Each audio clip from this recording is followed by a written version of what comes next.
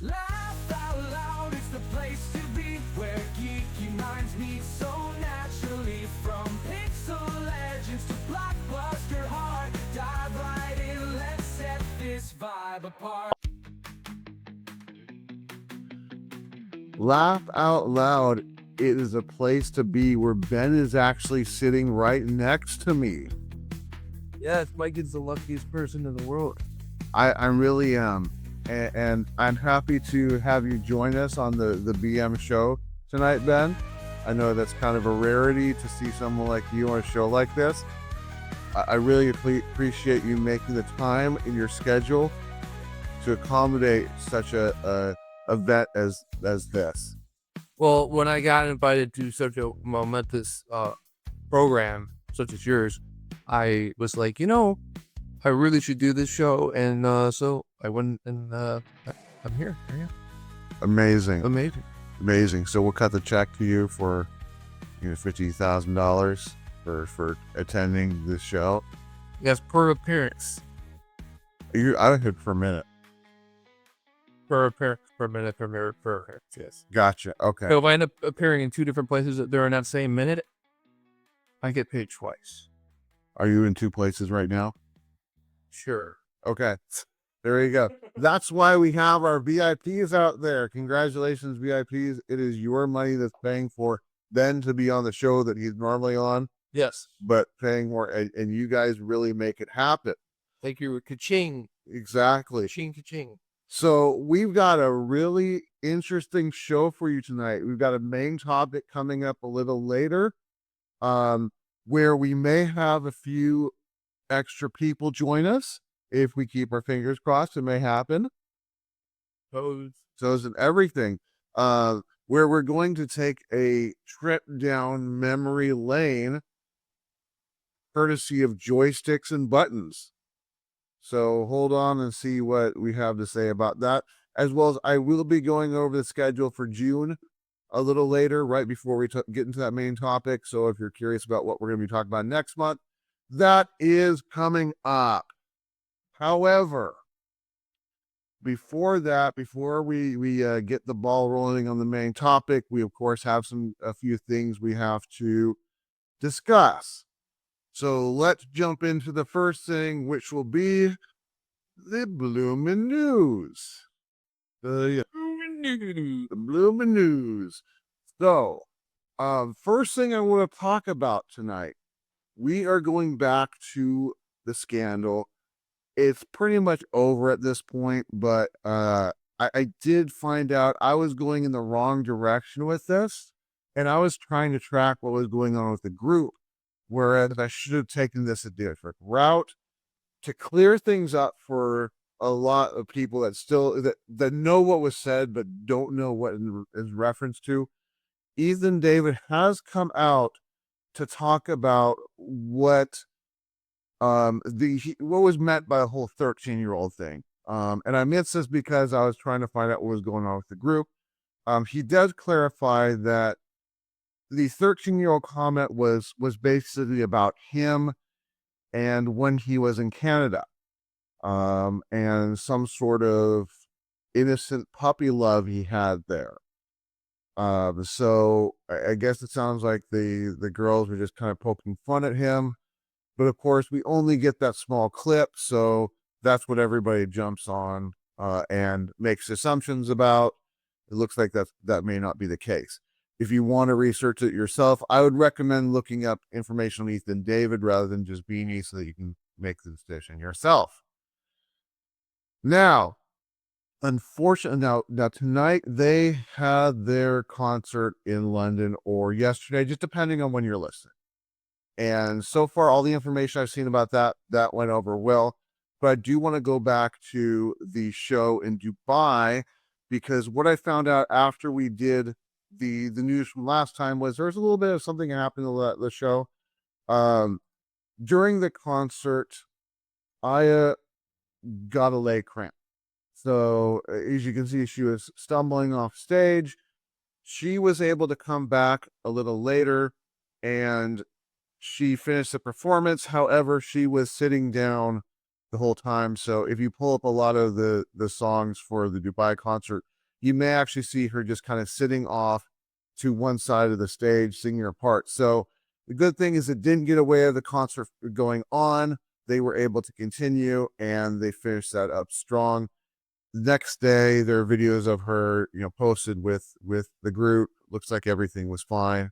So of course they go through a lot of wear on their body just to do this. So it's good that she's recovered. Also, BINI has been nominated for the Hue Awards, which are, I believe you can vote in on this up until the 31st of May. They're in 4 categories: Group Artist of the Year, Concert of the Year, Song of the Year for Pantropico, and the Music Video of the Year for Cherry on Top. So if you're able to vote for this, you may want to jump in, cast your vote, and let's see if they can win that. Another thing coming up is on I believe it's the 28th of May, is BINI Versus, which is going to be their little, looks like some sort of a competition show. So if you want to see what's going on, them competing against each other in like little events here and there, keep an eye on that for the 28th. Finally, one other thing I wanted to plug here was the BINI quiz, the new BINI quiz, the 2025 edition. If you want to see how much knowledge you have of the group, this is a good way to do so. I took it. I'll gladly give my score because I'm an international fan. I'll be honest, I haven't been following like their full names or birth dates or things like that. I ended up with a 41 out of 50. Go on there and see if you can beat my score. So that's all we have for the Bloomin' News for this time. And Ben, what score do you think you would get? What's the lowest you can get? You could get a 0. However, It's 0. The last question is a bonus question, gets you 3 points, and it's, do you like BINI? Of course, I think now I think about it, you still get a 0 because your choices are yes, of course, and all of the above, I think. That's a horrible question to put on a quiz like that. Why would you be taking the quiz if you didn't like it? But you still get a 0, right? I mean, I would get a 0 if you're asking me to take the quiz, but I'm not taking the quiz. Exactly. So with that, we've got another thing that we need to talk about before we get into the main topic, and that's going to be about saving you all some money. So let's go ahead and bring that up next. And I believe Adam Sandler is just pulling in to help us out with that. Are you talking about the Bloomin' News? No, that's not what I get. The Bloomin' News. Adam Sandler is having issues right now. Adam Sandler has acquired strep throat, tonsillitis, tuberculosis. He's got them all. Epic Games. Epic Games. So let's talk about Epic Games. So Epic Games, what's free this week on Epic Games? First off is deliver at all costs. So if you ever wanted to deliver packages while the world is falling apart, this is your opportunity to do so. I think the world's falling apart, or zombie apocalypse, or something along the lines of that. You still need to get those boxes to their destinations. This is your opportunity to get ready for such an event. Save yourself $30. You have up till Thursday to pick it up. If not, you don't pick it up by then, well, then you're going to be paying for it. Also free on Epic Games is Gigapocalypse, which is a $10 kind of, it looks kind of like it's a mobile game that was converted into PC. But right now it's free. So if you're into kaiju kind of stuff, you want to destroy things, go ahead and pick it up, see how that one goes. Finally, free on Epic Games right now is Sifu, which I think we've seen this recently being free through Epic Games. but it's free again. It's $40. If you ever had a dream of being Ip Man or Bruce Lee or anything like that, you can live that dream through this game, but you only have till Thursday to get it for a free dream. Now, coming up this Thursday, they did it again. Whoops, that's the wrong site. We'll go to the right site here, which is we have 2 games that are mystery games that are going to lock this Thursday.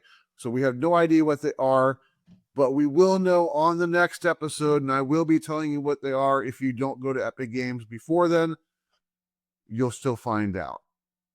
On to Prime Gaming. It's free when you pay for Prime. And here's what you're getting for free this week. First one is Fate, which looks like a RPG type overhead Diablo style game. So if you're looking for a new RPG, you got Prime, you got this for free. Go for it. Also, they had Thief before. Now we have Thief 2, which makes me think, I don't know how many games there are in the Thief series. Me neither. But it looks like they're doing the same thing that they're doing with Blood Omen and they're doing with Wolfenstein and Mafia and all those, is that, or was the big one, that Bioshock did this too, where they just released one at a time for free. So hopefully if you're at all curious about Thief, you're keeping up with that. Hopefully you have the first one. It may still be up on Prime Gaming. Definitely get the second one if you're interested in the series. Okay, so you want to know about the Thief games? Sure, absolutely. All right, the series consists of Thief, the Dark Project from 1998, Thief 2, the Metal Age from 2000, Thief, Deadly Shadows in 2004, and just titled Thief in 2014. So there's 1, 2, 3, 4 years.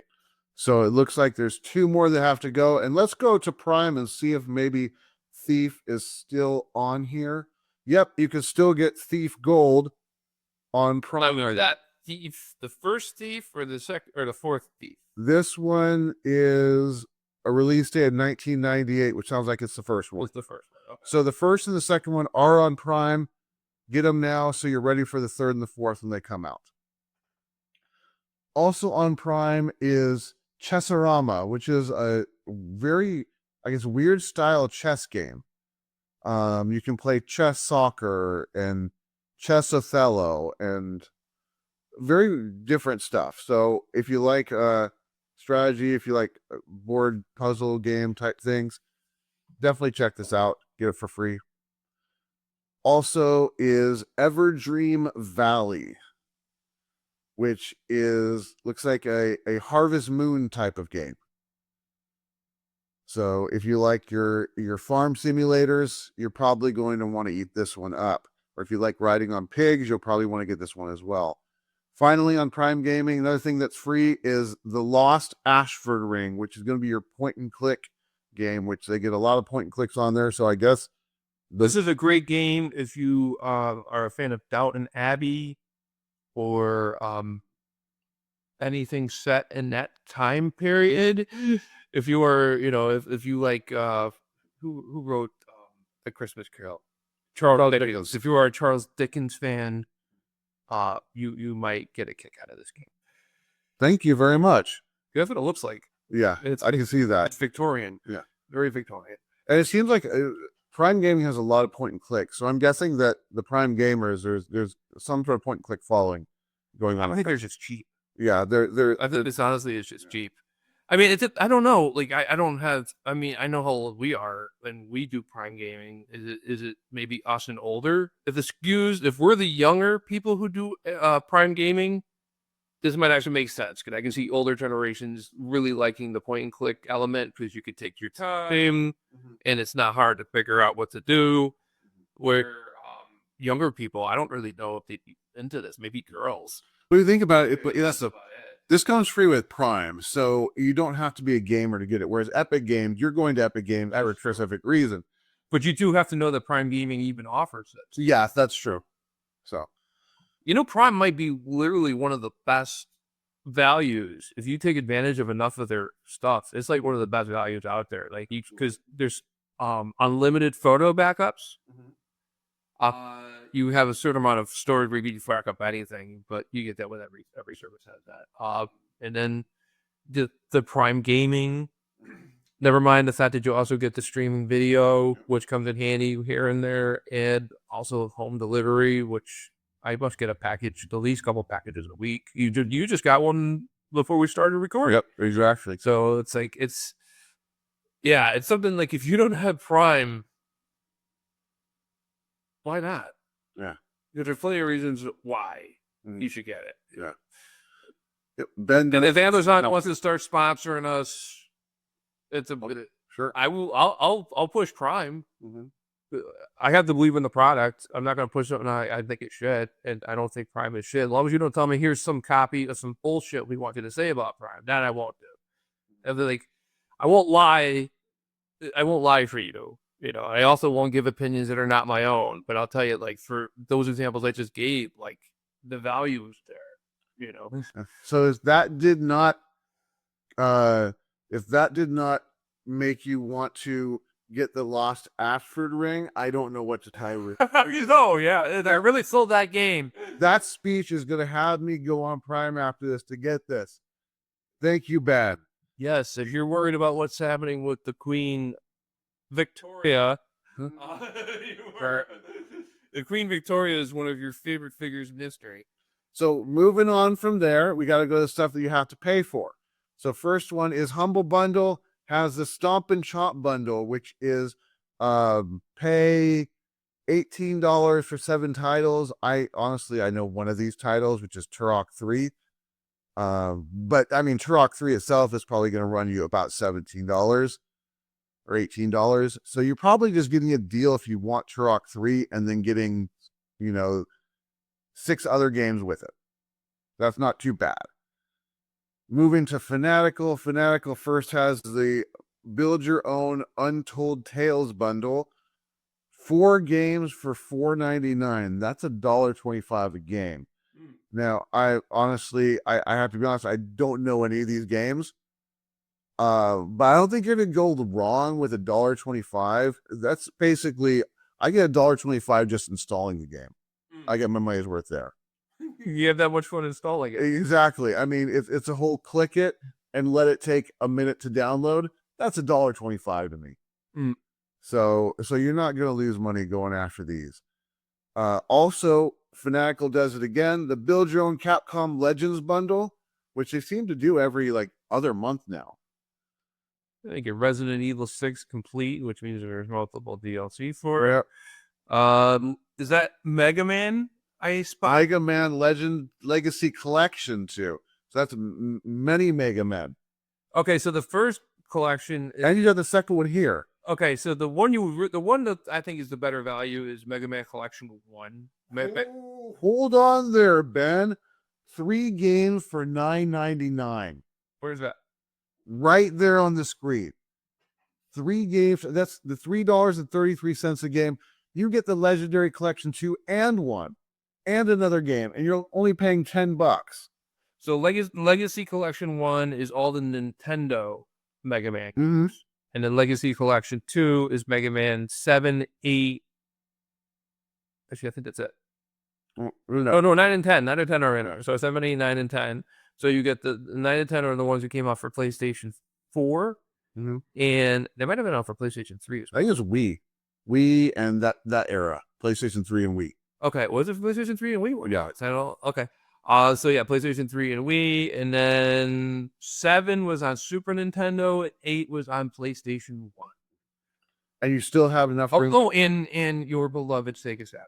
Yes. And you still have enough room for one more game, so you could pick up Ultra Street Fighter 4, or you could pick up any of these Resident Evils. They got pretty much all the Resident Evil. Resident Evil Revelations I enjoy, so I'm probably, can you go scroll down to that? Was it, if it's Revelations 2, is Revelations 1 up there as well? Okay, there's 2. Here it is, 1. Great. Where's, yes. They've got 0, they have Resident Evil. They don't have Resident Evil 2 because of the remake. They don't have 3 because of the remake. They do have the original 4. They do have 5. They do have 6. They have Revelations, and they have Revelations 2. So that's a good chunk of them. I have probably all of them. Yeah. On PC and on my Xbox. So Yeah. So you're getting for $10, 3 of these games. If you get 7 or more, $2.85 a title. Yeah. For a Capcom game, that's pretty big. That's like either AAA titles. Yeah. They're older, but they were AAA when they came out. You know what? They're still AAA. And they're still triple because they're AAA to AAA publisher. Yeah. Exactly. All right. Also, Fanatical is doing something interesting. They have the Indie Games Bundle, which will get you all of these games, it looks like, on a pay 12 or more donations. They're doing something kind of like Humble Bundle, where they're giving you a big package of games, but you have to pay $12 or more to get. Don't let the Humble Bundle people hear about this. Darn it, they're chopping it on their territory. And then finally, Ben's favorite, he's ready to blow his money. Mystery Egg Bundle. It's around again, 25 keys for $16. So for $16, I can get 25 games that are mostly going to be point and click from franchises and brands I've never heard of. It's going to be some book that like 6-year-olds read. And that'll be the point and click game is little Bobby goes to the park, and I got to take little Bobby through the park so he could find his ball that he lost. And that's the whole game. No, I'm not doing it. Dude, do you need a towel? You just wet your pants with excitement. So yeah, but if you're into the mystery, if you're into eggs, then go for it. $25 or 25 keys for $16. Who knows? Maybe there's something that's good. If you get it and you get something good, leave a comment. We've never seen anyone leave a comment after we said that. So that kind of tells us that you're probably not getting like big name titles. But you're probably thinking to yourself, I would leave a comment, but I'm currently moving these boxes on the other side of the room and the computer's all the way over there. Yep. Or I'm vacuuming and I got my headphones in. I can't really stop what I'm doing and put it in now. Yeah, but you know what?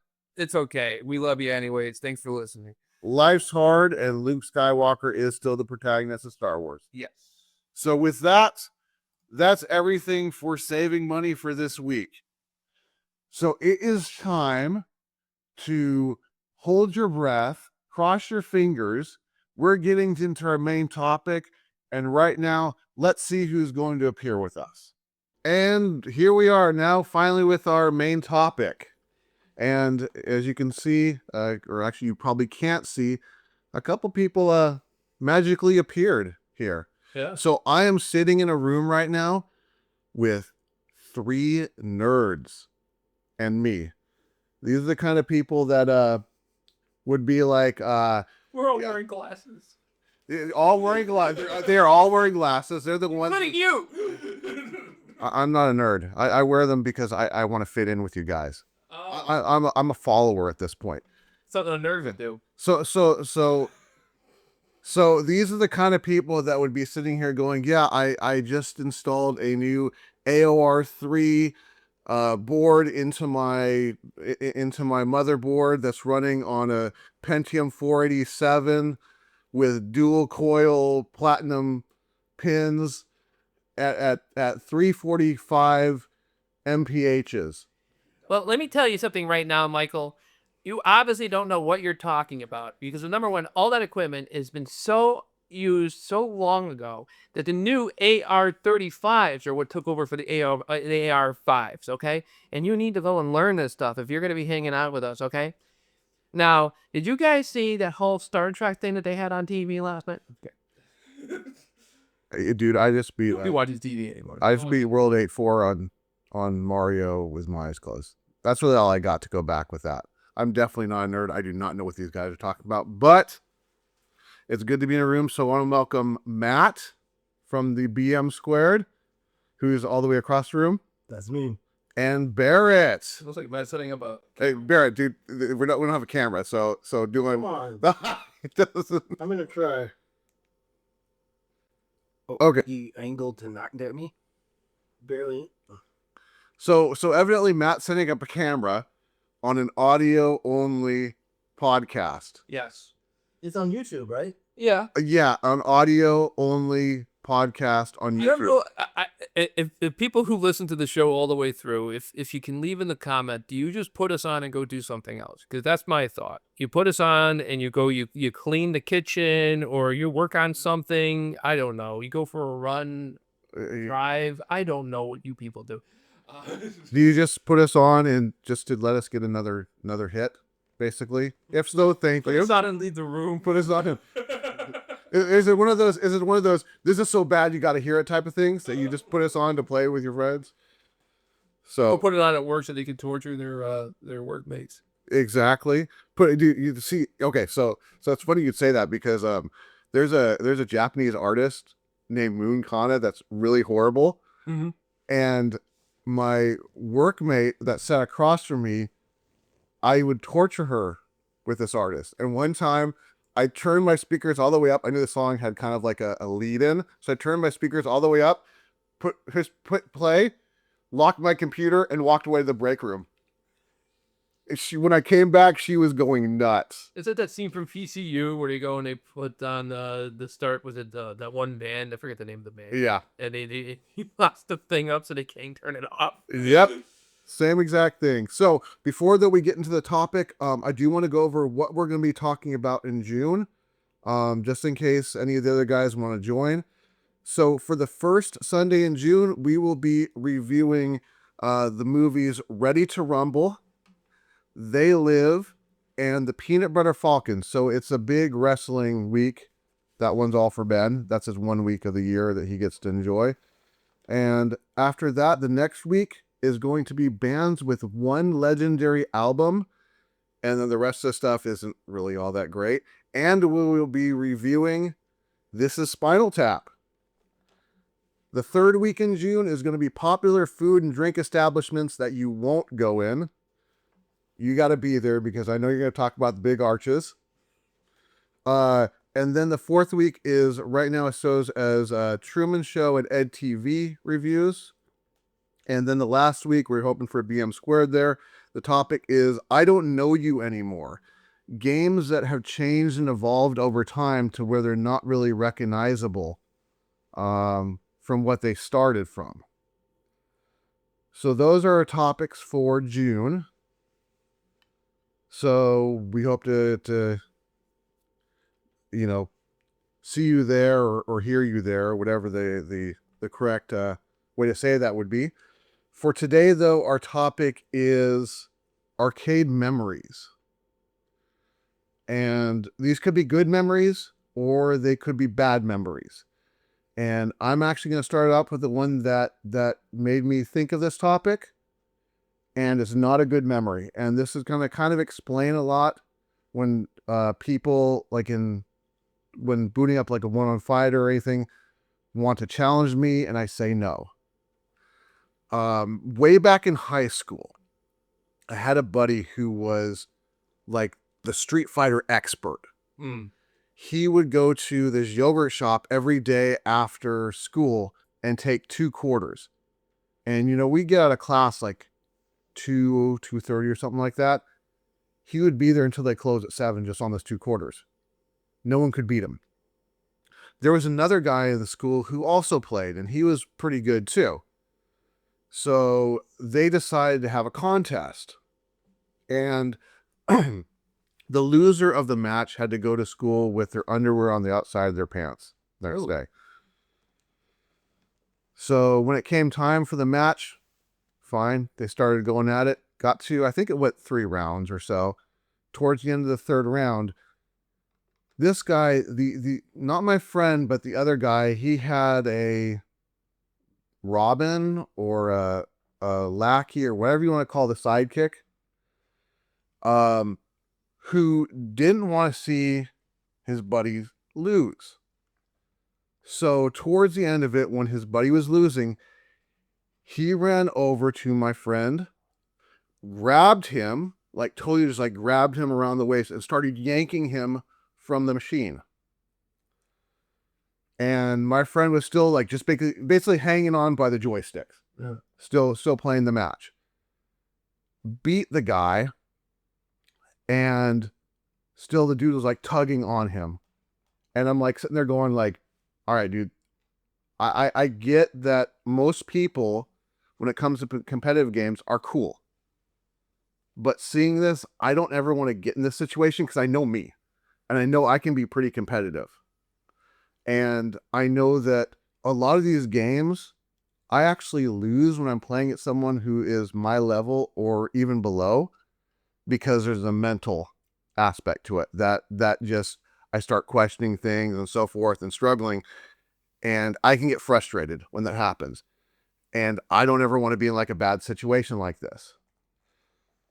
So the next day, actually, the guy that lost basically hung out in like the art room the whole time. He did not want to come out. He's like, yeah, I got my underwear on outside of my pants. Didn't want to come out. So I made a comment that pissed off his friend. That got ugly too. So that kind of adds to it. So that's why it's always, when it comes to one-on-one fighters with me, my first instinct is, let's not play against each other. Let's play, switching off rounds. And kind of learn from each other that way. I sent a message to Alan one time, this is probably about 4 months ago, where I mentioned the opening line for the Marvel vs. Capcom, which is the I want to take you for a ride. And Alan came back. He's like, oh, it's go time. Those are fighting words. When are we doing this? So I had to call up Alan. I'm like, look, I didn't mean it like that. Although at this point, if you want to go head to head, we'll go head to head. I just asked for one thing. We do it in training mode. Because to me, I kind of think of that as being the better way to do these one-on-one fighters against people, because technically at that point, no one loses. The match never ends. You're just going back and forth, and your bar just replaces, and you just keep playing it and keep learning. So that was my first memory. Very long story to it. Those kids' soccer games where they don't keep score? Basically, yes. But the kids do. They do, yeah. I found out the kids do keep score. Yeah, I know that doing this, we'll still mentally keep scoring away. Yeah.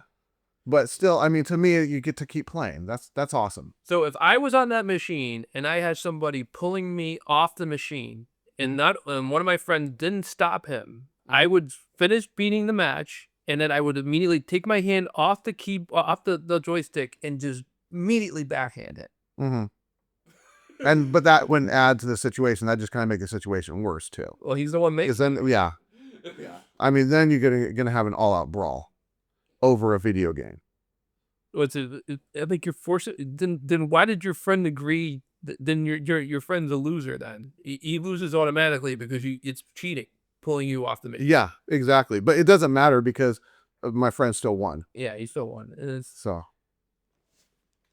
I remember just going to the arcade, and it was the same thing. It was always if you're at the mall and it's a Street Fighter 2 machine, and we'd all be playing, and then this one Asian kid came up, and nobody knew what his name was, but we all knew him because no matter what Street Fighter 2 machine you're on, all of a sudden he's at the same place. Yeah. How? I don't know. There was 3 in Waterbury. How we always find where I am. Man, actually, I gotta tell you, you're racist. It's different people. No, it was always the same guy. It literally was always the same guy. I'm like, he's here again. And as soon as you see him, like your face drops. It's like, oh, as soon as he gets his turn, because he'll put his quarter up, and he's like third in line. I'm like, well, we got about 3 more matches before this is done, because nobody's gonna beat this kid. He's gonna be out for the next 4 hours, and that ruins it for everybody. Because, like the first time, yeah, we all tried to beat him. The second time, some people still tried to beat him. By like the 3rd or 4th time, everybody just see him coming and like, Well, see, that's what they did to my friend. Was people learned that you can't beat him, so they would just let him play out to the end of the game and beat Bison, and then he'd have to put another quarter. They just let him play out to the end of the game again, and then he's out of money. Yeah. So the owner of the machine must have hated him. Yeah. Because those machines are there to make money. Yeah. Well, if people are playing him, it's turning over money pretty fast. Yeah. So it's like the owner of the place isn't like, oh, I really like video games. Mm-hmm. Like, no. It was a frozen yogurt shop, so they're making a killing off of people going in and buying frozen yogurt after. Like we had one at the arcade, and then across town at the mall at this store called McCrory's, they had one of the Street Fighter 2 machines, and then I think at the skating rink was the third one in town. And one of them, the one at the arcade was always the latest version, whatever the latest version of it was. They actually had two of them. They had the World Warrior, and they had the Championship Edition, which later got upgraded to Turbo. And then the one in the mall was just the World Warriors. And then the one at the skating rink was just Championship Edition. It's like, so you had to go and like, which one you want to play? I always preferred Championship Edition. I preferred it over Turbo. I preferred it over the Road Warriors. Road Warriors. Much better than that wrestling tag team. The World Warrior. Yeah, I just, and to this day I still rather play Championship Edition because the one like I learned the controls on, and Turbo's too fast, and they added new moves that I don't know. It's like I prefer Mortal Kombat 2 over Mortal Kombat 1, but Mortal Kombat 1 I know all the moves. Like all of them. Yeah. 2, I don't know any of the fatalities. Not a single one of them. Not even the pit fatalities. I don't know any of them. But it's a better game. Yeah. Same. I'm the same with you. Even though I don't like the series, I agree with you on that. My memory of like Teenage Mutant Ninja Turtles, I've talked about this in the last time we actually talked about we did arcade memories back when on Spotify. If people want to go looking forward to probably hear a lot of the same stories. So yeah, we were playing we're playing Teenage Mutant Ninja Turtles, the arcade game, and there's 4 of us on the machine. And my mom would give me $5 for tokens, and you would get $6 worth of tokens for $5. So I'd have like, what's 6 times 4? 24. Is it? Yeah. That's it? Only 24 credits? Ah, damn it.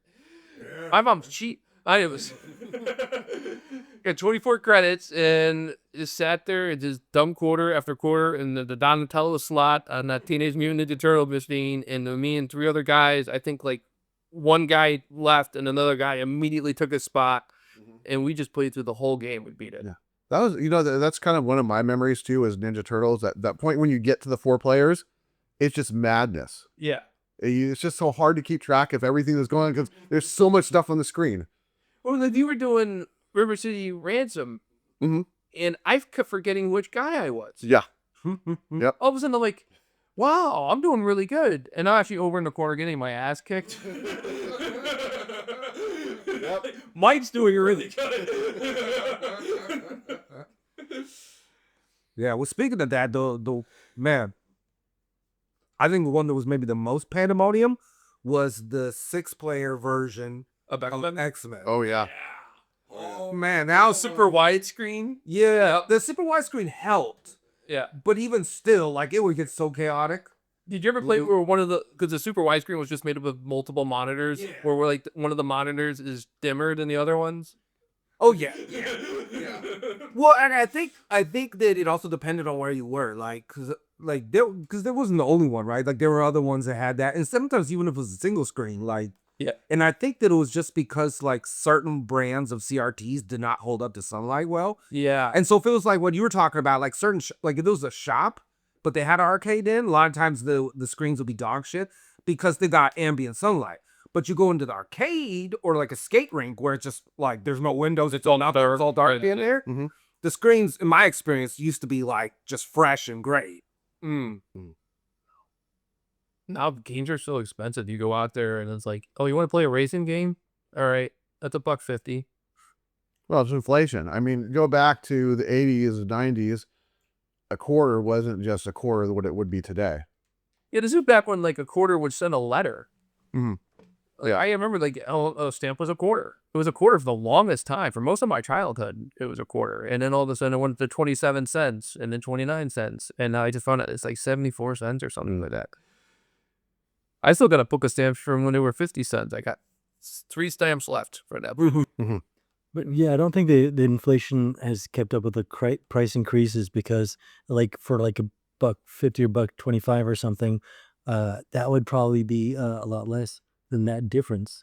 Yeah, for sure. When the most expensive one I ever saw when I was a kid, and I didn't even do it, my dad did it. It was Afterburner, but the full afterburner setup. This thing was, number one, it was roped off, so you don't get hit by this thing.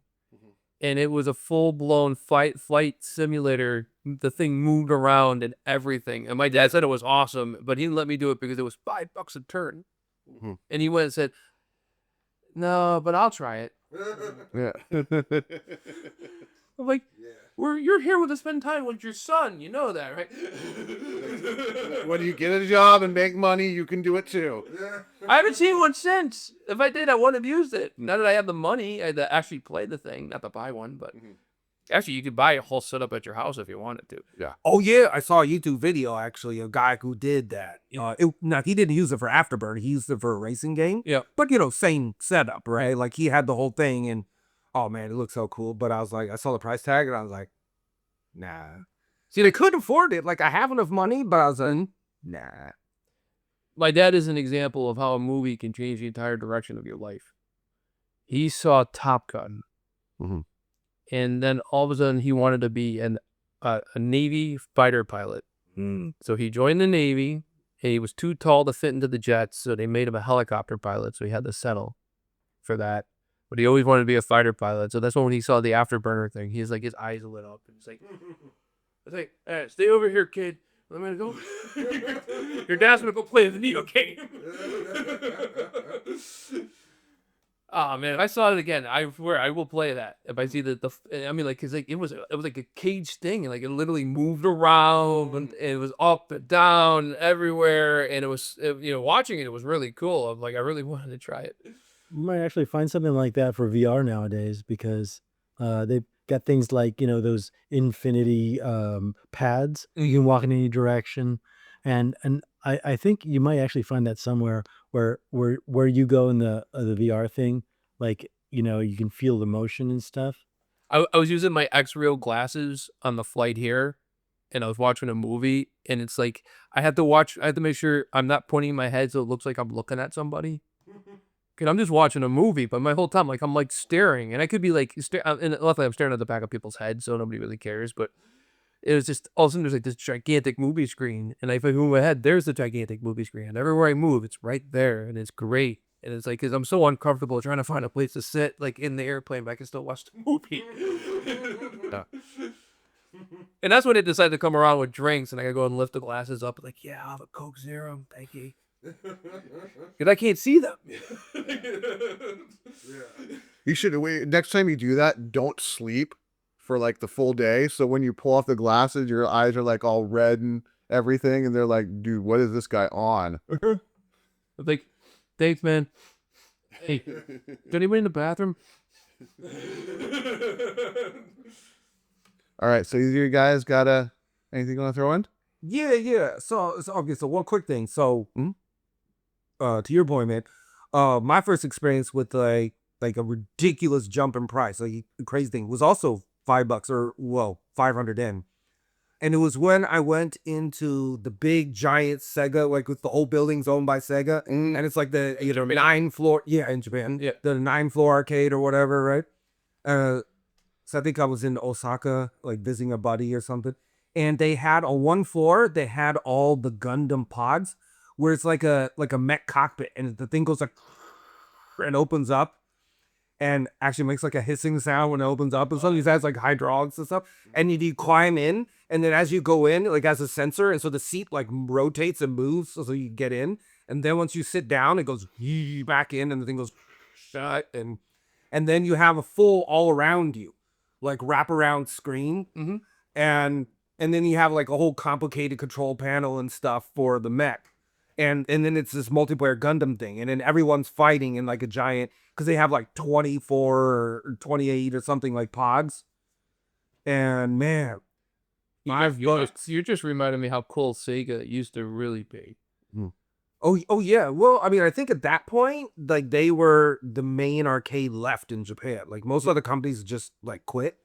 And so they were like the main company left still doing it. And yeah, but I was used to little like dungeon kind of places in Japan. You know, you go in some basement, it's dank as fuck, but they have like the walls of like one game only. Like there would be like 50 Street Fighter ones, like that was what I was used to. And those would be super cheap. And so like I saw this one, and this was the first time I'd seen like a crazy expensive one. I was like, whoa. And they did do it. Like, You're talking about like with all the machines being the same in a row. I was at the boardwalk in not Atlantic City. What's the name of that one in Maryland? Um, I'll remember it. Well, it was in Maryland. And I'm on the boardwalk, and they have all these arcades. Like everyone, like a couple arcades there on the boardwalk, and they all had Cruising USA games. And some of them had like there was like up to 16 players. They literally had 16 machines, and you'd be racing with all these other people. And that was just awesome because you just go there and there was always and because there were so many, there's always one empty. Mhm. So it's not like you're waiting your turn. You can go there and just race against a whole bunch of other people, and they're all in the same race. As long as you start at the same time, they're all in the same race. And now they have it where one of them was it goes online, Mhm. and everybody in the game, they're all playing from someplace in the world, and you're racing against all of them. And they do that in arcades now, and I think that they've been doing that for a while now, actually. But that's actually pretty cool. That's interesting you mentioned that, because that was going to go into one of my next memories, which I actually wanted to have Barrett critique here, if you don't mind me going. No. Okay. So, speaking of arcades in Japan, probably either the last time I was in Japan or the time before that, I probably did something I shouldn't have, because Japan arcades they are still like next level. And I mean, I remember seeing the train game they have there, where they actually had the conductor outfit on the outside that you could wear while you're playing it. You're never going to see that here. But I like, when I go to Japan, I like to go to the arcades and play Street Fighter 4. Even though it's really not my jam out of the series, but it's the one that's there. Yeah. And they'll have the people come in to play against you from all over the country. One happened to come in to play against me that was sitting on the other side of the machine. And as soon as he beat me, I kind of knew he was there. So I went over to the other side, and the first time I was like, Sugoi. And I started talking to him about the differences between Street Fighter here versus Street Fighter there with the names. And I got to thinking, like, I don't think I should have done that with this culture. And, but I mean, it kind of made a friend out of it, for a second. But I want to go to you to ask, what would the experience have been for that person seeing me come over like that? I mean, it's hard to say. It's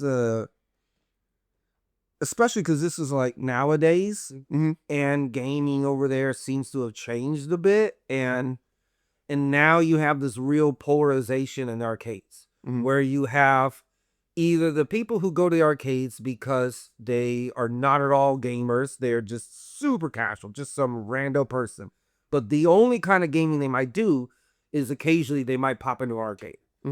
And then you have on the other end of the spectrum, you have the basement dwelling troll people, who play games and that's all they do in Japan. And you don't see as many people in between now, or at least that's my impression. In Japan. So that's what I mean by, like, it seems like there's more polarized now, is like who you find in an arcade. And so it's hard to tell, like, who's those, because who knows? It could have been just some schmo, who's very good, because like when he does play a game, that's because they also do tend to play like the same game. Like they latch on to one thing and it's like, this is my game. And even if he only plays like 3 times a week after work or something, before catching a train home, he might be really good at it because he's been doing it forever. Versus like someone who could be really good because he's one of the, troll person, and that's all he does. Troll person maybe might be a little weirded out when someone comes up to him, but could have been a normal person, could be the salary man. Don't know. He's probably in his early 20s or so. He didn't seem like he was weirded out by it, but I know that he wouldn't really put on that display that he was definitely weirded out by it. So I was kind of thinking after I left, I'm like, should I have done that? But it is whatever it is, Yeah, it's fine. Yeah, I haven't spoken, so I only have a little bit to talk about anyway. But let's see. First of all, around early to mid '80s, every little place, every restaurant had a couple of games, right? and I love like even Lions. So I'd play the Pac-Man table, and but yeah, Chuck E. Cheese and Pizza and Pipes. You guys ever go to that? I don't know that one. Pizza and Pipes was a Sacramento thing where they had, I don't know, a little bit of a wall of games like pretty much every place had. And there's kind of like a semi Chuck E. Cheesey kind of vibe with that kind of thing. Yeah. But they had it was a former giant church or something. They had gigantic pipe organ. Oh. And on one wall, and the other wall they have the games. Yeah, that was fun. My favorite memory there was we playing like Dig Dug, but they had all kinds of stuff. At Chuck E. Cheese, I'd play Crazy Climber. So I was little. Very. I didn't like know what good games were. It was fun. Yeah, you had your 2 joysticks for each hand, and I actually found that on MAME at some point. And I'm like, yeah, it's not bad, but it does stand up. Yeah. But my one probably decent story. Well, it's not even really a decent story, but I remember one time I was going to go see RoboCop with like, I don't know, a few guys from school, like 6th grade or something, and we couldn't get in because it was R. So we went to the arcade right down across the way, and You know what you do in that situation? what's that? You just get tickets to another movie. Or you blow the money that my mom gave me for the movie that should have lots of change. She's mad. Better idea. I have all the change. She was mad. She's like, well, I was expecting to have some. Well, you went to the arcade. Okay, I'm like, yeah, because I've done that before. Where it's like, oh, this is rated R. You can't go to it. Like, oh, well, guys, let's go see this Disney movie instead. Can we get tickets to the Disney movie? And then we just go to the movie we wanted to go see. You? Yep. Yeah. Well, I get the story of how we blew my mom's money with Gauntlet. It was fun. Ooh. As far about Gauntlet, I did that on Nintendo with 3 other people. It was the only time I ever played with a multi-tap on Nintendo. I was over at my buddy's house, and his friend brought over Gauntlet with the multi-tap, and all of a sudden there's like 4 of us on a Nintendo. Gauntlet 2. Gauntlet 2. It has to be Gauntlet 2. Gauntlet was only 2-player. Whatever. Not that I know this stuff or anything like that. But You're not a nerd, so I don't know. I'm not a nerd. We specified that. Technically, we would be geeks unless one of us is very book smart. Then you're a nerd as well. But a geek knows stuff about pop culture. You know a lot about something that really doesn't matter, like us. At the end of the day, this will not save your life. None of this will save your life. Yes, It is Trivia. Yeah, it's all trivial. It's trivial. We are the experts in trivial. So just all you people listening out there, if anything we say does save your life, please comment. Just so I could show Ben he's wrong. This guy was gonna kick my ass unless I do like this one thing about Street Fighter. Thanks to you guys, I knew it. Back to Matt and his Gauntlet story. oh, that's pretty much it. That was it? Okay. Yeah, we just blew lots of money. What character did you use? Do you remember? I probably was Warrior at the time. That's who I'd play with. That's kind of what you were drawing too when you were Yeah, into that's exact age. Yeah. I'd be drawing the Warrior. I remember that there's like some sort of artwork you did where it was the warrior fighting. There's a big dragon and the warrior is down. I think it was his axe or something like that. Yeah, Wave it. I was kind of trying to learn how to draw, but I was just basically stealing the artwork style and some of the actual art from the D&D Monster Manual from the late 70s. You weren't stealing. You're admiring. I was liberating. No, it was like an AI thing. It's pretty much the same thing, but not. You know, like how the Metal Gear Solid or in the Metal Gear for Nintendo, the cover for it is cropped as Kyle Reese from Terminator. Yeah. Exactly. Exactly.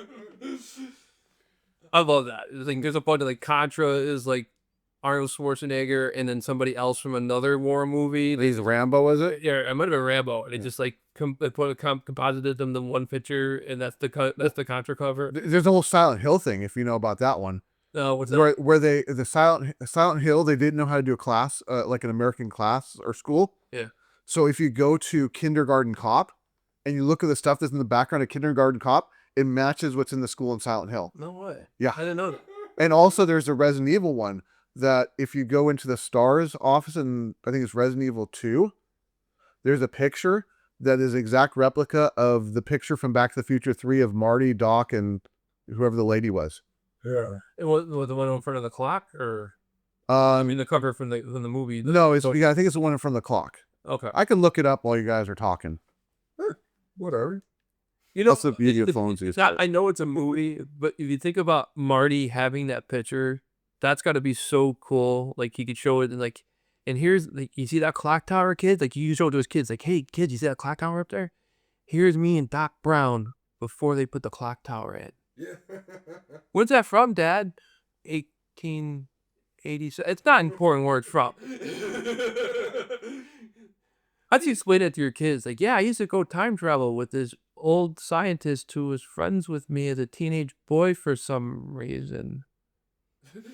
They really should. Do you know the story about how they became friends? No. There's actually a backstory. It's if you get the novelization of it. It's in the novel. The novel's based on the original script. Yeah. Oh, yeah. That's the Resident Evil one. Okay. Oh.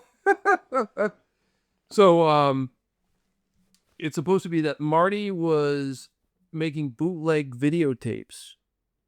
You know, the whole thing where you just hook up two VCRs and you just record your tapes, and he was selling them because the 1985 tapes had just come out. So he must have been buying like these, at the time, $200 official tapes and buying $50 Yeah. plate tapes and making copies. The meaning how expensive stuff used to be. And he would sell them. He was selling bootleg tapes, and through the bootleg tapes, he ended up meeting Doc. And I think Doc bought him one off of him or something. And then Doc was like, hey, so you're into this stuff? And I guess Marty was like, hey, what's this? You got cool stuff, you know? Yeah. And they must have gotten talking about it, and then they became friends. Son, no. Make it hot. Oh, yeah. You need to post those pictures on this wall. You show those off. Hey, it's funny too, just because actually my first job was doing that, was copying tapes. Copying tapes? I mean, I was self-employed, but yeah, like when I was younger, I was a lot more motivated, and I did shit like that. And then later when CDs came out and the DVDs, like, I would do it again like crazy. We had two VCRs set up. Well, we had a camcorder and a VCR. The camcorder was what I was recording off of. And then we're at Costco or whatever, and I see a box and it says, "Will Macrovision disabler?" And I go, "Mom, we have to get this." And she's like, "Why?" I'm like, "Trust me, we have to get this." And it was like $16, which is more money than I had. So she had to go and like buy it for me. And then we would go to Blockbuster, or not Blockbuster, Video Galaxies before Blockbuster, and just rent like movies, and just like all of a sudden I had like tapes, like each tape had at least 3 movies on it, and they're all just renting. And then like the Disney Channel free preview weekend, got the TV guide out. Okay, recording this,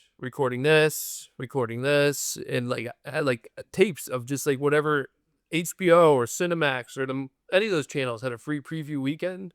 I just had tapes of like recorded movies. Mm. And I learned how to program the VCR.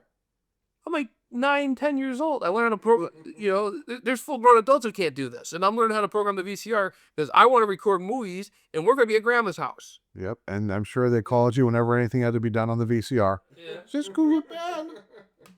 We used to have the hot box. You'd have to set the hot box and make sure the A B switch was in the right position, because we'd have the A switch is if you just want to watch TV, but the B switch is if you want to watch like HBO, because you actually had to get up and turn it where the TV had a remote. But I did what my grandfather did. He put his VCR on the B side of the switch too, so he could record off the cable box while watching something else. So I had the same setup. Yeah, I was about 25 years ago to 27 years ago. Mike and I would go down to like Blockbuster sometimes, or Hollywood Video, rent their games, and I'd copy the games, the PS1 games. And You had a mod PS1? yeah, That was like the easiest system in the world to mod. except I killed my first one. All it was a repeater chip that just went and said, yeah, it's good for the US. It's good for the US. It's good for the US. And then the machine's like, is this good for, oh, it's good for the US. It just told me, okay. I think he had to solder his end. What's that? He had to solder his end. Yeah. So, okay. A lot of them, yeah. The The only way you can mod a PlayStation 2 to do any game from anywhere for PlayStation 1. It could play any burn game. And it could play certain PlayStation 2 burn games if they're burned a certain way. And that's what, if you look up Mecha Pawn, that's the trick for that one. And you put it onto a little USB stick, you stick it in your system, and it does an update. And you need to have free McBoot in order to do it. But through free McBoot, you activate it, and then Mecha Pawn goes into the actual firmware of the hardware and tells it that it's a developer system. But we officially do not endorse any copyright infringement. That's right. This is all stuff we've heard of. Yeah. And Reddit, this whole Reddit stuff, Reddit posts doing research on stuff not to do. I say, hey, Google, what should I not do? And this is what it tells me. well, I get to say this one completely safe, but I disagree with you on the PlayStation being the easiest. The Dreamcast was the easiest. Oh, The other one, too. two. You didn't do anything. Yeah, you didn't have to do anything. Yeah. I'm at 3 out of here with you then. I bought a Dreamcast. I was like, it's in my head. Like, I want to get a Dreamcast. I want to get one today. So I'm driving around all over Connecticut, and I drove to like Game Exchange down in like Newington, which for me that's like an hour away. And I'm like, could I call them first? Could I look at the Waterbury one? And the Waterbury's like, we don't have any Dreamcast in. I'm like, can you call one of your other stores? So they call like, it's in Orange, which is even further away. It's like 90 minutes from me. And they call Orange, and like, Orange has one. And I'm like, I can't ask them what the number on the bottom means. I can't ask them that. I have to go down to Orange now and hope it doesn't say 2. Because the 2s don't play. No, 0 3s did. Oh, 3s did. 1 and 2 did. 1 and 2 did. Okay. You could have done that. You could have done that a smart way. You could have been like, yeah, what number is on the bottom? Because I want to make sure that's not like if it's like an old one that might not last long. Oh, it's a 1. All right, it's a good deal, so I'll just go ahead and do it. Hopefully it lasts. Yeah. No, I drove all the way down here. I flipped it over and it said 1. I'm like, I came all the way down here for this. I'm like, okay, cool. Do you have Shenmue? No. Damn it. So I gotta go download Shenmue. And I'm like, I wanted to play. That's all I wanted to do. That's why I wanted a Dreamcast to play Shenmue. But just to let you all know, he did buy it shortly after. I have Shenmue on my PlayStation. See, there we go. The PlayStation Dreamcast. It's co-compatible. Can I bring my full systems? I believe in license transference. I believe as long as you have a legal copy on something, you could play anything. And legally, in my mind, at least, I am legally fine. That makes because I own a copy of it. Like, I own a copy of Simpsons Hit and Run on PC, but I play it on my PlayStation 2 because the controls are better. But it's fine on the PlayStation. Not that I'm playing illegal games on my PlayStation 2. I don't know what Free McBoot does. Yeah. Free McWhat? Alpha's got money because they made the game. I'm pretty sure that's when you go to McDonald's and piss them off, you get the free McBoot. Is that? See, it's got to be said like, with a Scottish accent. Free McBoot. Exactly. I got the PlayStation with a free McBoot and a Megapone. Megapone? Megapone. All right, so you guys got anything? Yeah. All right, so get back to the topic. Yep. So for me, arcade experience is really heavily tied to music. And this is because Dude, he's a DDR. He is hard to. You can't tell he plays DDR all the time. Yes, DDR, but that's not where I was going with it. Where I was going with it was when I was younger and when I still live in the U.S., it was the 80s. And, like we were talking about earlier, a lot of the arcades they would be at like this skate rink or something like that. Someplace where they're blaring 80s music, right? And so a lot of my experiences, it's less about the specific game, although I do have certain games that I liked, right? Like I love Turtles. I love X-Men, even though it was chaotic and you couldn't tell what the hell was going on. But just because I loved X-Men, there was a lot of games. Simpsons, the Simpsons Brawler, you love that arcade game. Oh my gosh, that might be my favorite. The only reason I would actually go out and buy another Xbox 360 because I actually have the Simpsons arcade game on the Xbox 360 and it's not backwards compatible. I'm just gonna be honest. I'm hoping that this story is going to a music game that I would play as well too.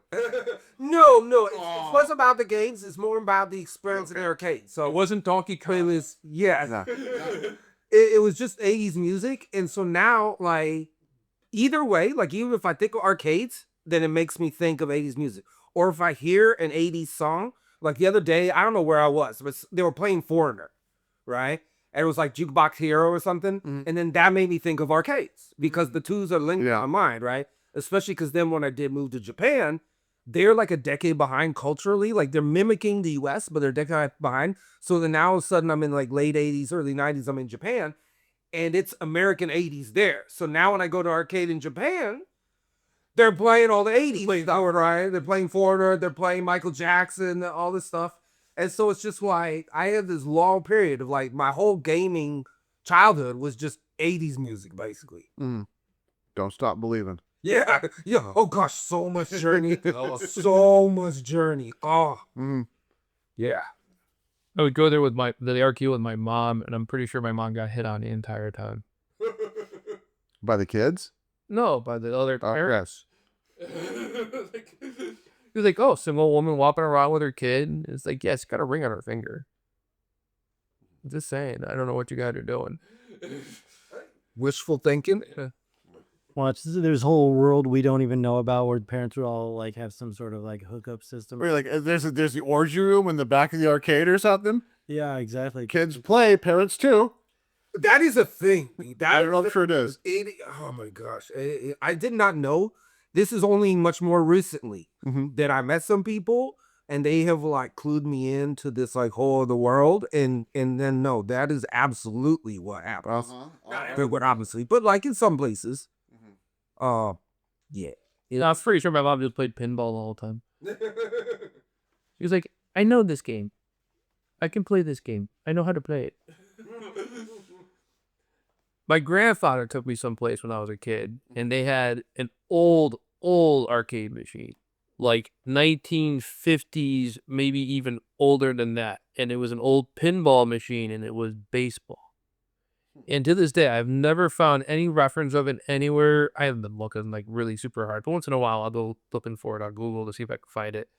And it was like, it was like a ball drop, and you hit the ball, and you could actually hit a home run or a single or a double or a triple, depending on where it landed, or you can go out. But it was like this weird version of pinball that was set up to be like baseball. And it from what I remember and what I've seen of older machines, this is like a 1940s, 1950s arcade machine. Back when, like, so it was like them trying to do the best that they can to do a video game without having the technology to actually make it a video game. Because if you get a home run, lights would pop up and it would play doo-doo-doo-doo and play music and like you'd have little lights and stuff. But all of it was all practical. It sounds like kind of like it's a skee ball version of pinball.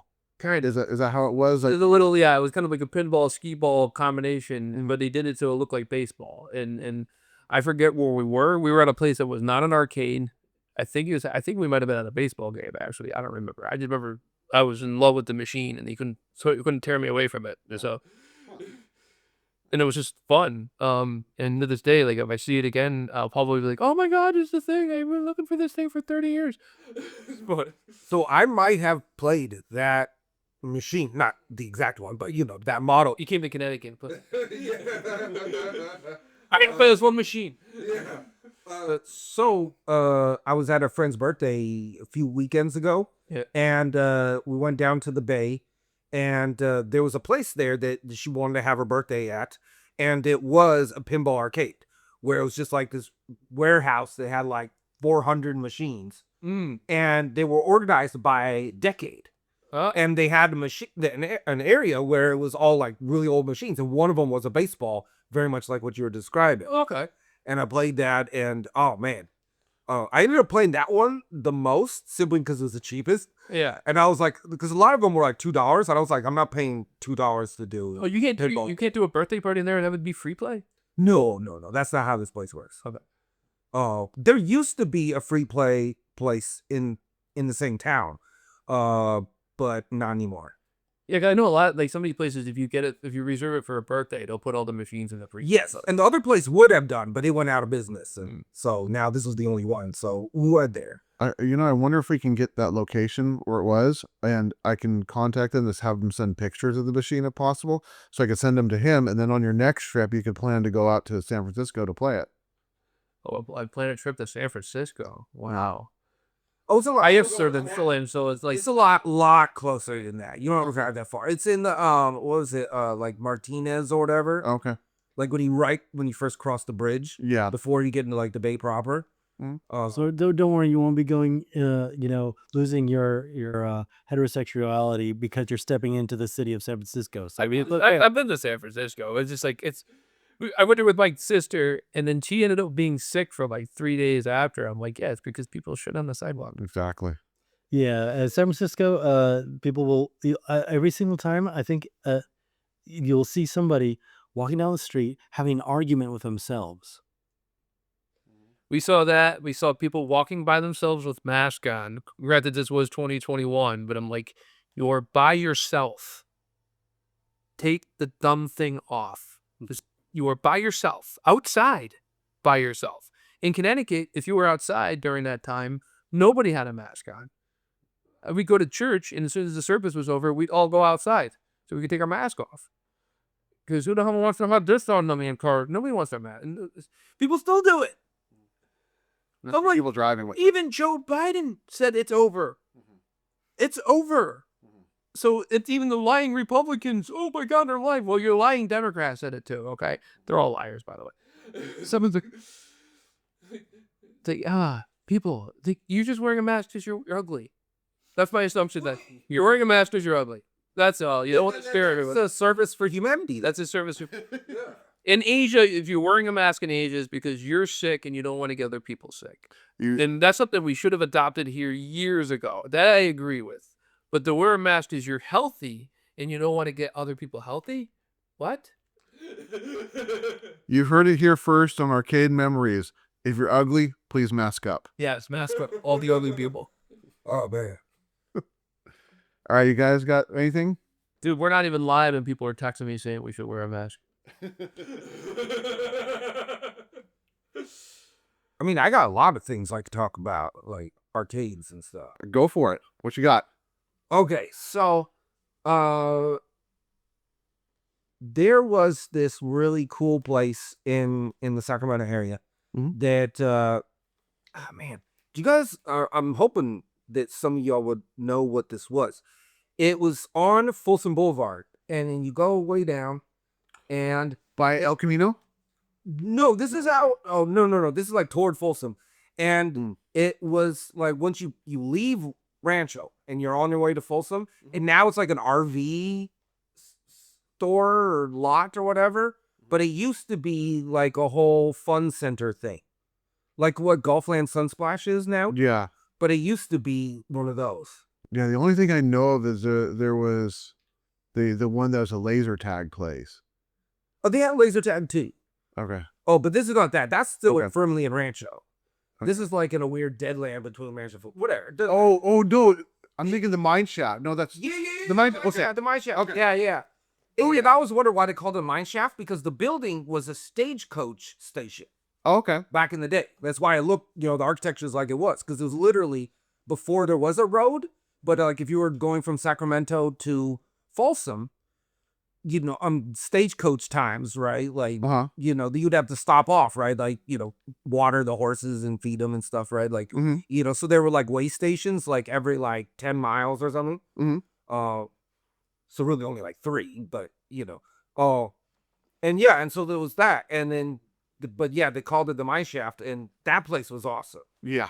They had a lot of cool games in addition to, they have like other stuff. They have batting cages, other stuff. One of the games that I really love was, first of all, they had the full afterburner, the full like get in the cockpit thing. That was really cool. But they also had like a thing like that, except for you were in a submarine pilot. And you had like, you would get in this thing, and it wasn't like a full pod. It was like, there was just like a thing that would come down around you, like your head and your shoulders and stuff. And then inside there you had the what are they called? The Periscope. Yeah, periscope. Yeah, they had the periscope thing. And then but you could turn around 360 in this thing, right? And you would hunt other subs and stuff, and you fire torpedoes and like, man, your story made me about the Afterburner made me think of that. Like, I think loved that. I think I played something like that. Except that this was like tanks or something.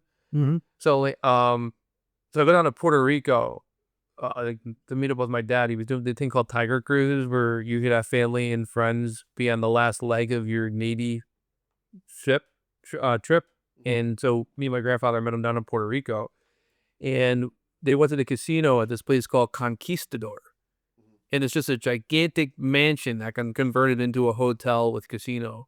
And they put me in the arcade, and I'm 12. And and they had all these machines, and one of them was something that sounded like where you pull the thing down and you're like using it as a periscope, and you're hunting, I think it was like tanks or something. Yeah. It was like Tank Fighter or something like that. And like you're supposed to be in a tank, and that was kind of cool. That had a lot of games I never played before. Also had a lot of the ones with the gripping thing where you got to go and try to win the stuffed toy. The claw machine. They had the claw machine. What is it called normally in Japan? Is it UFOs or? Money liquor. I think it's like gachapon or something like that. Gotcha. We never got you anything. Well, I've never played them. I don't think I've ever done one of those ever, like claw machine things. So. I was watching on YouTube these people, they own vending machines, and there's one lady, she like owned all these vending machines, but one of the things she owns is a claw machine, and she put it in like some children's center, and she goes down there and it's like, I'm almost out of prizes. I gotta increase the difficulty on this thing. These kids are good. Yeah. And she goes in there, she's like trying to figure out, she has somebody recording her with a phone, and she's got her phone out, and she's like, okay, so I do this, and she's using it for the instructions off the phone. I'm like, and change this, and that should make it more difficulty. Okay, like all the difficulty is you're decreasing the strength of the ball. Yeah, it's usually Yeah. She had it at like the medium setting, and she turned it down to like 2 steps below absolute weakling. a lot of piss off kids. Yeah. Right. Maybe they'll like thinking they're gonna actually get their stuff. That's him. That's like every. It's smart when you first put it in there to make it easier to win. I think they do that with Yeah. casinos probably. Yeah. I'll bet they can tell you're a new person when you put in your card or whatever. They make it easy, then it slowly goes off. They had, I swear, I didn't think about it at the time, but I was on a cruise ship and I'm in the casino, and they got this one where you got the keys rotating, and you have the key has to go up and down, and it's rotating. You have to get it so the rotation's right, and it's at the right height to fit into the keyhole to win whatever the prize is. And one of them was like $5,000 in cash. And there's a guy at the machine bragging about how he won it the very first day, and he's here to give you tips on how to do it. Thinking back, I'm like, that guy was a plant. Yeah. Because if I won that game, I wouldn't be sticking around to help other people win the damn thing. I wouldn't care.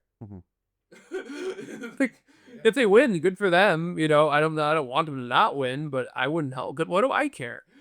You win, you walk. Yeah, you win, you walk, exactly. So like now I'm thinking like that guy, you know, because he got me to try it. He got all these different people to try it, and none of us won. It's an insanely hard game.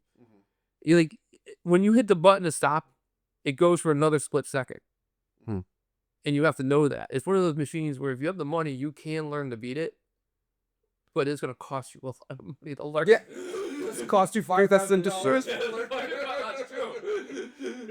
Could have sat there like, well, this is for $5,000. So far, I've lost $200 on this. It's going. You get the guy. Yeah, I broke even. I spent 4 hours, but I got there. Exactly. All right, so I'm gonna kind of cheat on this one because it's not technically an arcade, but it's in an arcade. But Okay. when we were talking about when I brought up the thing about that laser tag thing, it's just triggered in my mind.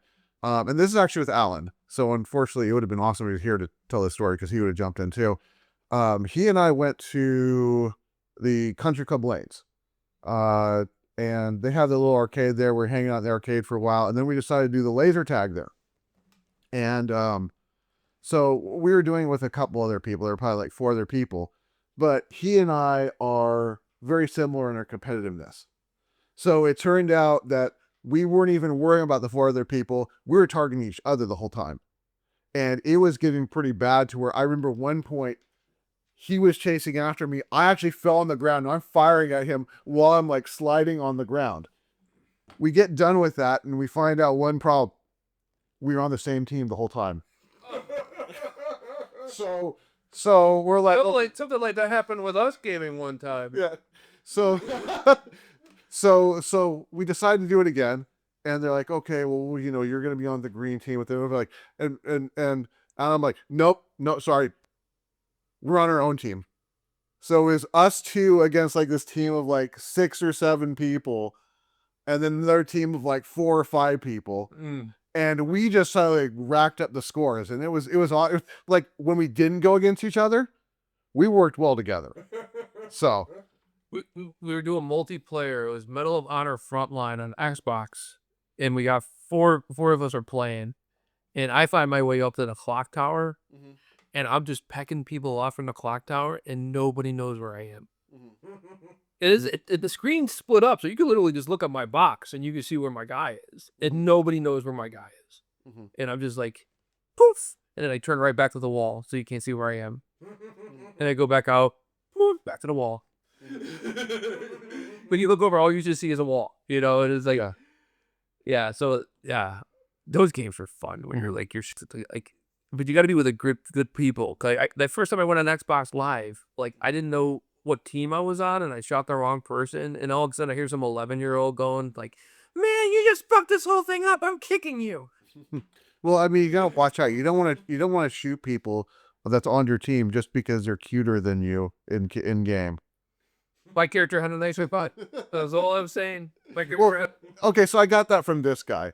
He and I, we basically, when we played Halo, it was, I'm out of ammunition, assume the position, boom.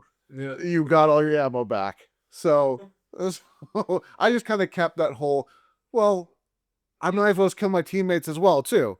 They're going to respawn anyway. Yeah, you just didn't know it was going to respawn at the next checkpoint. Yeah, that one I didn't know. Yes. I thought I beat Halo. It was me and Kang. We beat Halo and started into Halo 2, and then he disappeared. Mm-hmm. Well, we can always play Halo. I mean, we've gone through it here, so. Well, I got to play Halo 2, and then Halo 3, and then ODS or OST or whatever it's called. What ESC and EST, Eastern Standard Time. I got to play Halo Eastern Standard Time. Halo OCD. OC, there you go. You got to shoot them multiple times to make sure they're dead. Yeah, exactly. You got to shoot every single one of their body parts. But you got to make sure that you have a loaded gun after you're done shooting them. Yes, your gun must always be loaded. You must, which is You're constantly reloading. That's OCD for me. I'm one of those OCD players. There's times I'm hitting reload, like I'm not reloading. I'm looking, oh, I'm already completely loaded. Well, like when you got the arcade game where you're supposed to shoot away from the screen to reload your gun, I just go. So I'm like constantly reloading. Otherwise, it's useless. I'm like reloading after every shot. I'm like, boom. Yep. Sorry.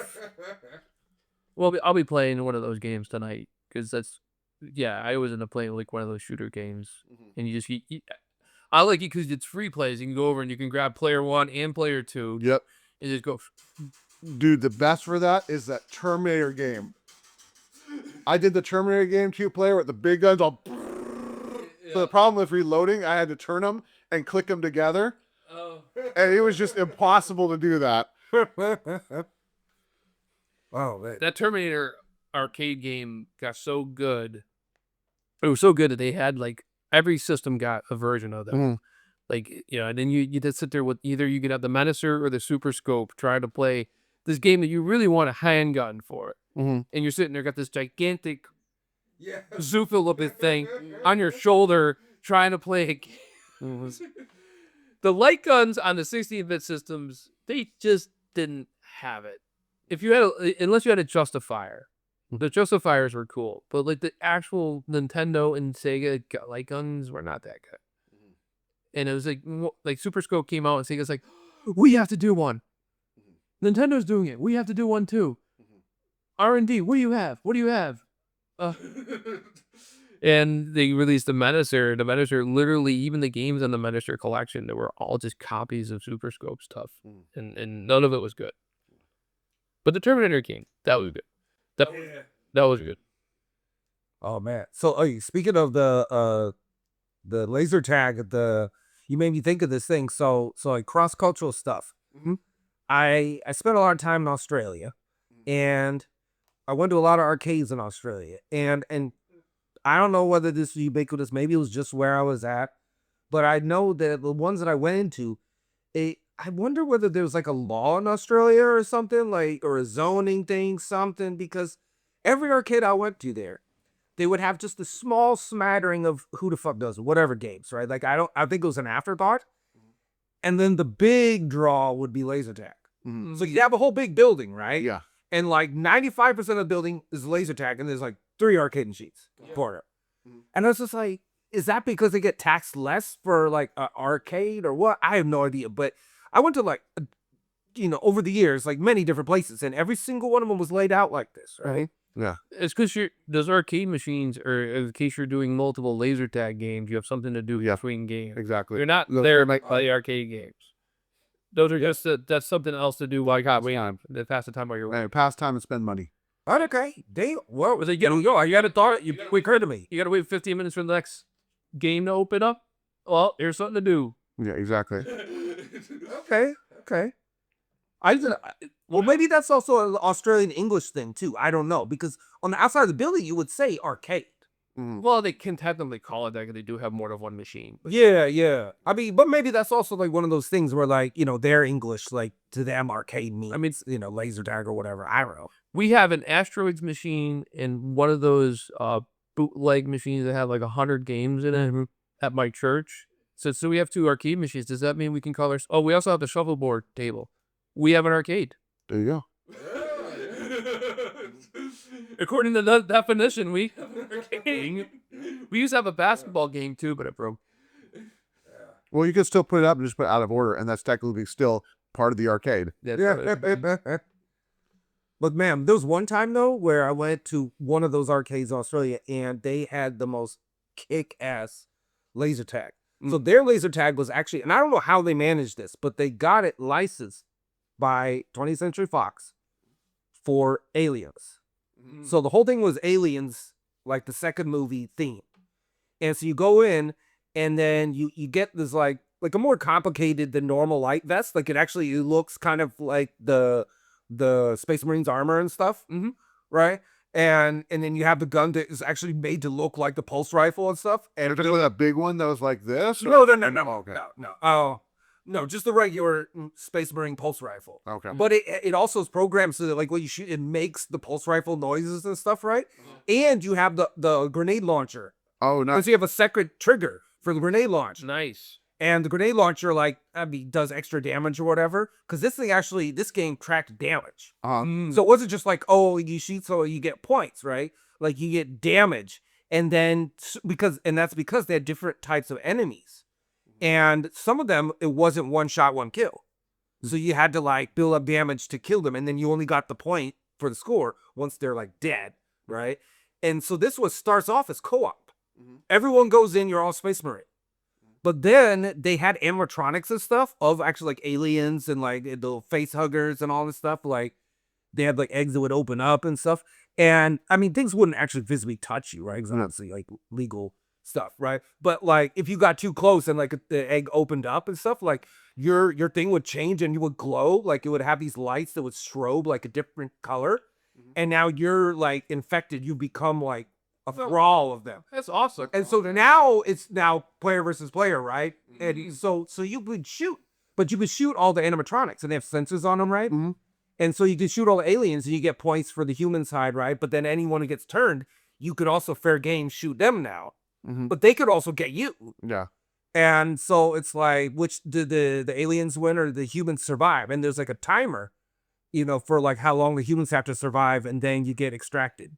That's awesome. It was the most kick-ass freaking laser tag I ever done. You got me thinking of the amusement park. So we have the oldest amusement park in New England, Lake Compounds, is like a town away from me. And I went there with this girl I was seeing, Leslie, and they had that thing where you're in the cart and there's light guns on the cart as you're going around on the track, and just like guys come up and you could shoot them and stuff. Oh man. And at the end of it, they keep score. Oh, I absolutely killed. Les' score sucked compared to mine. And I'm like, just boom, boom, boom, boom, boom. And she's like, Mhm. you know, just getting one guy at a time, one guy here. I'm going to be going shot, shot, shot, shot, shot. I'm like, Leslie, there's unlimited bullets. Just keep going, hon. Just keep shooting, keep shooting. Shoot. So when you mentioned that, another thing that popped in my mind was in Osaka, because they usually have in the arcades, they have the exhibit type thing, and they were doing Ringu, and Ringu, yes. Oh, that's the ring. And you're talking about you can't touch things. Okay, so I decided to go through this, and I was about to go through this with like these two like high school girls. I'm like, this is going to be a kind of a cool experience to go through it because they're going to understand what's going on and everything like that. And this one was like, I didn't know who these were. One was standing on this side of me and one was standing on the other side, and like they were friends. Yeah. So I'm like, I don't know why I kind of stand in the middle here, but one was like yanking on my shirt, and I look over, it's like kawaii, kawaii, kawaii, and I'm like taishibu, taishibu, and that means scary, scary, scary, and that says okay. And the other was totally calm, and all of a sudden they pull down the railing to let us in. The girl that was freaking out, totally fine. The other one just bolts off the other way, crying. And I'm going like, well, I guess I'm going through this by myself, which is totally fine. But what was cool about this, we were talking about not being able to touch anything, was I got about halfway through it, and you're going through like these rooms that are haunted, and it's all scary music and talking and all this stuff. I go down this hallway, all of a sudden behind me there's this big thud. And I turn around and there's somebody dressed up as Sadako and just kind of like walking down the hallway towards me. And the normal reaction is like scream and run. Yeah. Not me. I see the person walking, I'm like, oh my God, that is awesome. And I'm just sitting there watching this person like walk close. I'm like, dude, this is so cool. And I'm like, oh, but I can't really like touch them. I can't let them get close. So I just kind of and I just walked away slowly. Oh, I was just And high five. and It's an actor. but then you get to like the last room, and everything goes crazy. Lights are going on, and all of a sudden I see from the ground, this walking to. I'm like, yes, this is awesome. And I let them get like pretty close to me and just kind of stop, and then just turn around and I like walk out just totally calm. Yeah. And the two girls were still there, and I try and telling me it was interesting and everything like that, but they didn't want to go back. But it's just like it was. I kind of wish I had give the person like a high five or something, but I know that they can't do that. I don't know what would happen in that situation. You look It was really cool. Good job. Good job. All right, you guys got anything? We've been going for over an hour. Wow. All right, I got one more I got to throw out there. Okay. Good thing about college is you don't really have to take it seriously. So I was taking a physics class, and the way that it worked is a 2-hour class, and the first hour was all lecture, and the second hour was lab. And I got 30 minutes into it, halfway through the lecture, I'm like, dude, this is just so boring today. And I got up, left my bag there, got up and just walked out in the middle of lecture, walked down to the arcade and played, I think it was like Street Fighter Alpha 2 or something like that. Played that for an hour, walked right back into class, up to the desk, boom, boom, boom, finished my lab in time. I passed the class really easily, but I'm like, going back and thinking, man, how many times I skipped class just to go to the arcade? And that one was just fun because it's like right in the middle of the class. I'm like, let me just show you what I feel about this class. That's all right. You made me think of my ethics class in my senior year of college. It's like, so first day in there, he's like, I can't grade you on your opinions. So as long as you do the work, and also I don't grade on attendance. And I'm like, okay. And I raise my hand. I'm like, and all the assignments are already up on the class thing. He's like, yeah, all the assignments are there. If you want to do them all this week, you can. Mm-hmm. I did them all that week. I stopped showing up to class. Yeah. There you go. As long as you did the reading and your ethics paper isn't like, stupid. Mm. Because like he said, even if I disagree with you, I can't grade you on your opinion. I had a philosophy class where there was his last semester for the guy working it. He just goes, "Yeah, it's my last semester, so you all get A's." It's like, nice. I'll take that. Yep. All right, so I think we reached the end of this episode.